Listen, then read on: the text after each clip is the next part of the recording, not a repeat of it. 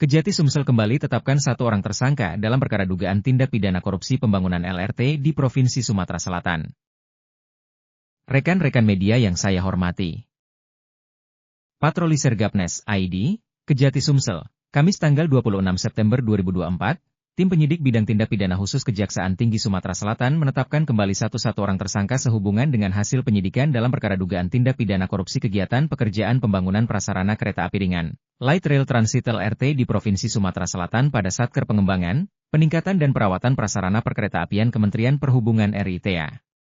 2016 SD 2020, berdasarkan Surat Perintah Penyidikan Kepala Kejaksaan Tinggi Sumatera Selatan Nomor, Print 05-L6-FD 101-2024 tanggal 23 Januari 2024, Jo.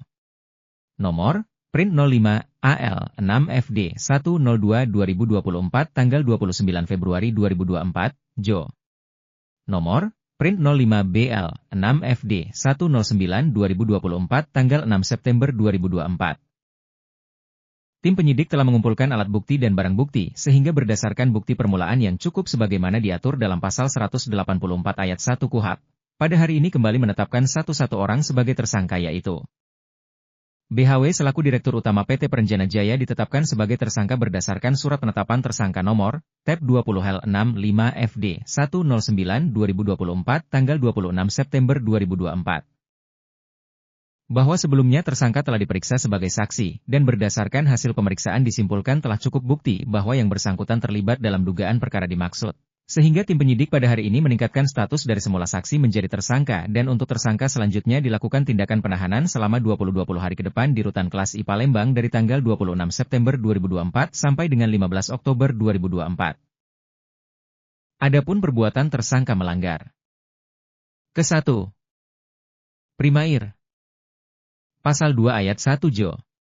Pasal 18 Undang-Undang Nomor 31 Tahun 1999 tentang Pemberantasan Tindak Pidana Korupsi, sebagaimana telah diubah dan ditambah dengan Undang-Undang Nomor 20 Tahun 2001 tentang perubahan atas Undang-Undang Nomor 31 Tahun 1999 tentang Pemberantasan Tindak Pidana Korupsi Jo. Pasal 55 Ayat 1 Pertama Jo. Pasal 64 Ayat 1 KUH Pidana. Subsidiar. Pasal 3 Jo. Pasal 18 Undang-Undang Nomor 31 Tahun 1999 tentang Pemberantasan Tindak Pidana Korupsi, sebagaimana telah diubah dan ditambah dengan Undang-Undang Nomor 20 Tahun 2001 tentang perubahan atas Undang-Undang Nomor 31 Tahun 1999 tentang Pemberantasan Tindak Pidana Korupsi Jo.